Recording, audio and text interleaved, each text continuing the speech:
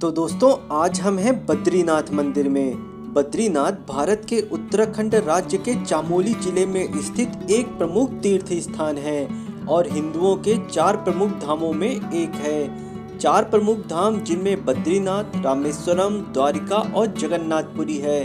उत्तराखंड को देवभूमि भी कहा जाता है क्योंकि यहाँ हजारों साल प्राचीन मंदिर और नदियों का उद्गम है। उत्तराखंड में ही 4 छोटे धाम बद्रीनाथ, केदारनाथ, गंगोत्री और यमुनोत्री भी स्थित हैं। बद्रीनाथ मंदिर को बद्री नारायण मंदिर के नाम से भी जाना जाता है, जो कि भगवान विष्णु को समर्पित एक विशेष मंदिर है जिसे आदि गुरु शंकराचार्य द्वारा स्थापित किया गया। बद्रीनाथ का यह मंदिर अलकनंदा नदी के तट पर स्थित है, जहां पानी का एक गर्म कुंड भी है, जहां स्नान करने के बाद भक्त मंदिर में प्रवेश करते हैं। भौगोलिक दृष्टि से यह स्थान हिमालय पर्वत के ऊंचे शिखरों के मध्य गढ़वाल क्षेत्र में समुद्र तल से लगभग 3133 मीटर ऊंचाई पर स्थित है। मंदिर गर्भ में श्री हरि विष्णु के स्वरूप बद्री नारायण की पूजा होती है, जिनकी मूर्ति 1 मीटर ऊंची शालिग्राम पत्थर से निर्मित की गई है। इस स्थान का नाम बद्री नारायण कैसे पड़ा, इसकी एक विशेष कथा बहुत प्रचलित है। मान्यता है कि एक बार नारद मुनि भगवान विष्णु के दर्शन हेतु क्षीर सागर गए, जहां उन्होंने माता लक्ष्मी को विष्णु जी के पैर दबाते देखा। चकित नारद मुनि ने जब इसके बारे में भगवान विष्णु से पूछा तो भगवान विष्णु को अपराध बोध का भाव आया और वे तपस्या हेतु हिमालय चले गए। बहुत समय बीत गया। भगवान विष्णु हिमालय पर हिमपात होने के कारण बर्फ से ढकने लगे।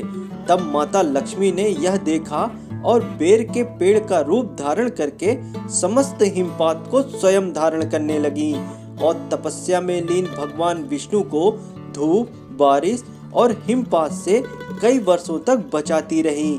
तब कई वर्षों बाद भगवान विष्णु ने अपना तप पूर्ण किया और देखा कि माता लक्ष्मी बेर का पेड़ के रूप धारण करके हिम से ढकी हैं। तो विष्णु जी ने माता लक्ष्मी के इस तप को देखकर कहा कि हे देवी, तुमने मेरे बराबर ही तप किया है, तो इस धाम पर मैं तुम्हारे ही साथ पूजा जाऊंगा।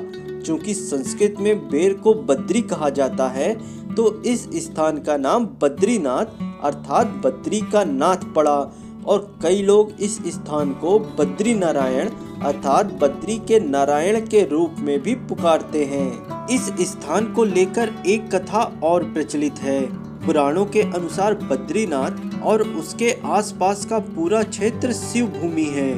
माता गंगा धरती पर जब अवतरित हुई तो माता गंगा 12 धाराओं में बट गई। बद्रीनाथ से 12 धाराओं में एक धारा, जो कि अलकनंदा के नाम से जानी जाती है, बद्रीनाथ में प्रवाहित होती है।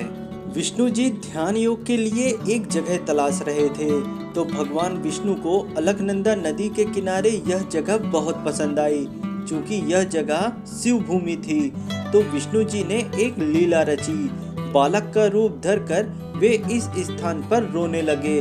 बालक को रोता देख माता पार्वती का हृदय द्रवित हो गया और उस रोते हुए बालक के सामने प्रकट हुई। विष्णु रूपी बालक ने यह स्थान माता पार्वती से मांग लिया।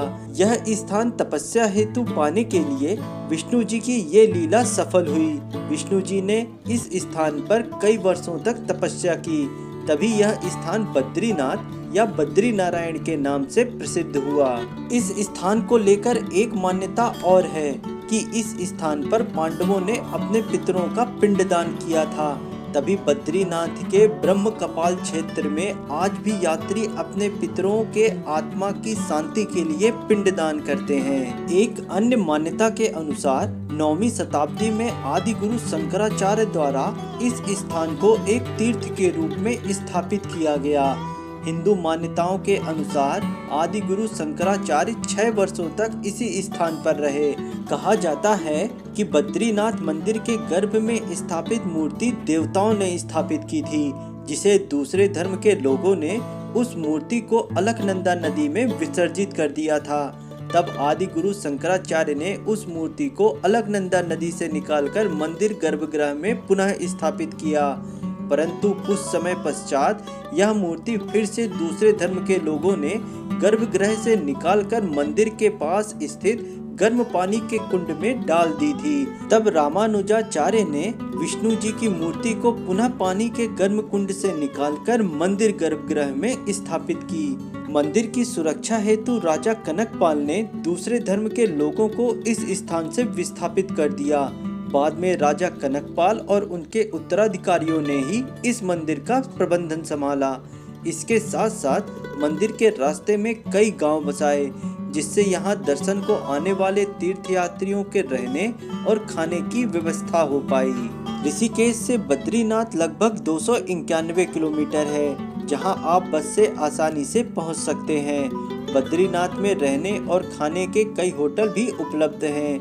कई धर्मशालाएं भी उपलब्ध हैं, जहां आप रुककर अच्छे से बद्री नारायण के दर्शन कर सकते हैं। दोस्तों, यदि वीडियो पसंद आया हो तो प्लीज़ वीडियो को लाइक करें, कमेंट करें, शेयर करें और हमारे चैनल को सब्सक्राइब करना ना भूलें। Thank you.